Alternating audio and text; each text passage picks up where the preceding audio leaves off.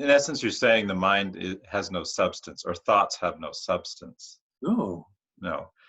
But then why do we say things like, well, energy follows thought? But is that all just within the context of the illusion? Absolutely. Yeah, okay.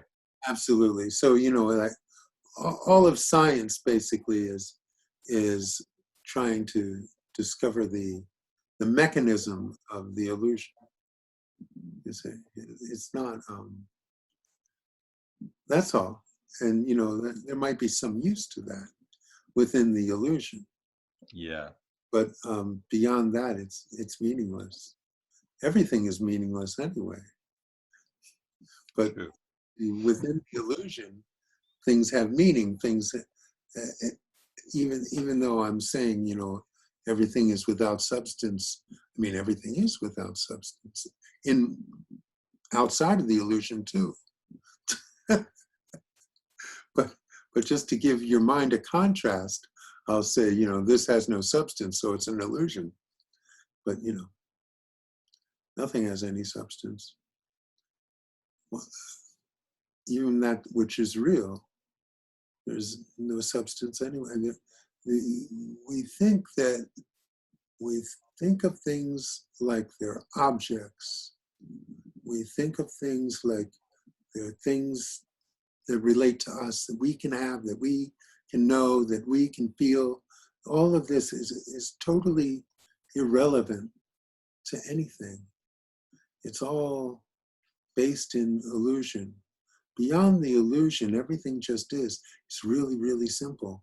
And there's no more reaching for it, and there's no more objectifying it, and there's no more identifying it as anything. You see? It's beyond any of that.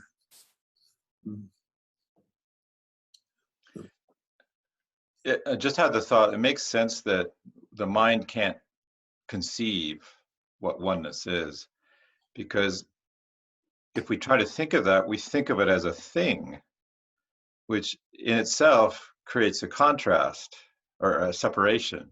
Right. Well, the mind lives in separation. The mind lives in that separation, in that sense of distinction.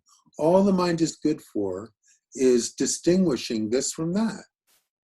That's what the mind is designed to do. So if it has no distinction, the mind can't see it. It's invisible and it's meaningless. Well, yes, that's correct. In all respects, the illusion cannot see that which is real.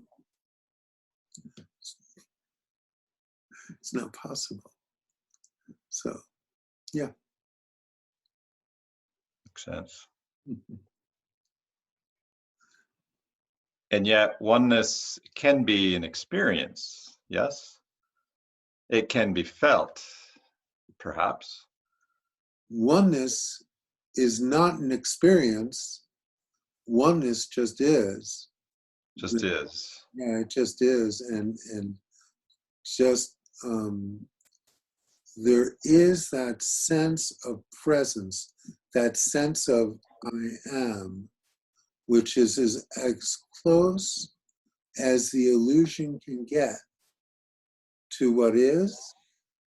You see, the pure I am, before anything's added onto it, that sense of just being, presence, is as close as one will ever get because of being one, you see. Right. But it's close as it gets. Now, that sense of being goes far beyond anything that is an experience. You see, experiences are limited. They have boundaries because they're experiences.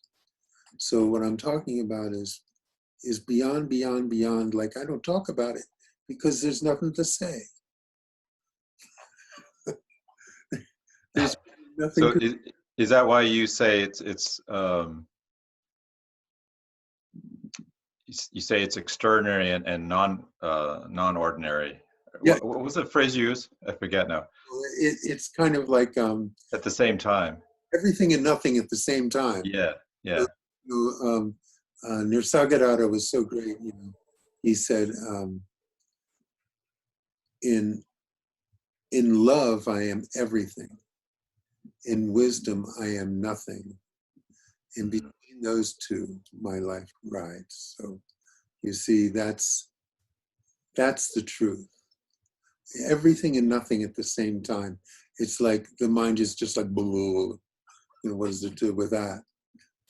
But it's true, you see, everything and nothing.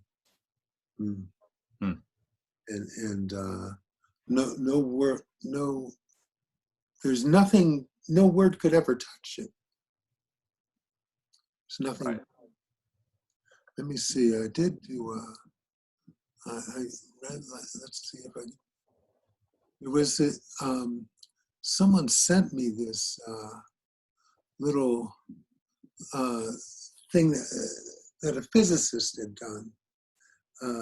And all I know is I read it and my mind was just turning into mush. And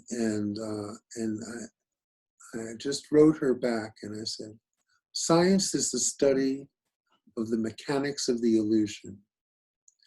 That which we are has no mechanics. It cannot be understood or objectified.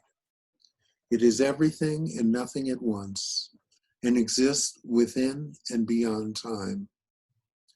And all that I have just written, and anything which has ever been understood, is not correct. That which is, lives in the silence. So you see, that's really, if there's a place to look, it would be in that silence, that place where there's no thought, where there's just stillness. And that's all there is really here. There's this illusion of movement. There's this temporary phenomenon of colors and lights and movement, but really it's just surrounded by stillness. Every thought arose out of stillness. Every thought subsided into stillness. Every sound came out of silence. Yes. Yeah. Thank you. Explains a lot. Well, we do what we can. Exactly.